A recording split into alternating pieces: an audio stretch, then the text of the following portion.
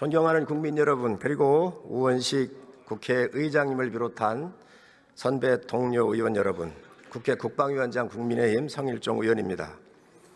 우리는 지금 대통령 탄핵이라는 엄중한 시간을 보내고 있습니다. 탄핵 심판 결과에 대한 파급력을 고려하면 헌법 해석의 최고 기관인 헌재의 재판 절차는 한치의 흠결도 있어서는 안 됩니다. 하지만 이미 대통령 체포 과정에서 누더기 쪽지 공문과 불법 체포영장, 탄핵 공작을 노린 거짓 증언 등 심각한 절차적 흠결이 있었던 것으로 밝혀지고 있습니다. 군사령관과 국정원 2인자의 계엄 당일 증언은 민주당 의원의 유튜브 방송 출연과 국회 국정조사, 검찰 헌재에서 수시로 바뀌고 있습니다. 민주당 의원과 결탁한 국정원 제2인자는 여당 대표를 체포하라는 내용을 흘려 탄핵 공작의 주인공이 돼버렸습니다. 이를 의식했는지 계엄은 내란이라는 공식을 탄핵으로 이어가려던 야당은 내란 혐의를 슬그머니 버려버렸습니다. 많은 국민들 사이에서 탄핵 재판 과정에서 제기된 증거들이 효력을 상실했을 정도로 오염됐다는 합리적 의심이 하루가 다르게 증폭이 되고 있습니다. 탄핵 재판의 절차적 정당성은 필수입니다. 그래야 탄핵 심판 결과에 대해서 국민들이 수긍할 수 있고 사회적 갈등도 최소화할 수 있습니다.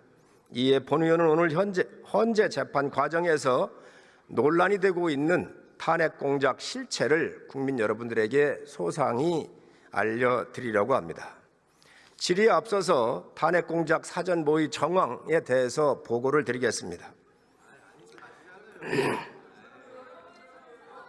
오늘 저는 707 특임단장인 김원태 대령을 공식적으로 불러서 면담을 했습니다. 오늘 들은 답변은 민주당 의원들한테 완전히 이용당했다라고 얘기를 했습니다. 12월 6일 김병주 의원 곽종근 사령관에게 회유를 합니다.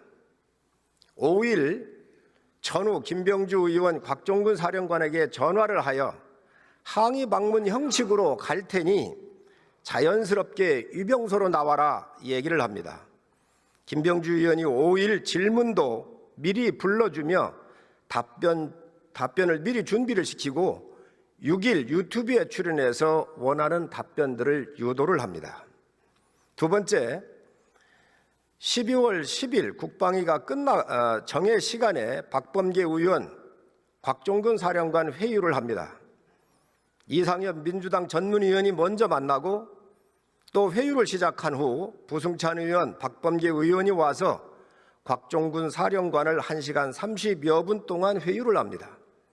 박범계 의원이 사령관에게 답을 연습을 시키고 박범계 의원이 받아 적은 후 본인이 적은 문장을 그대로 하게 강요를 합니다.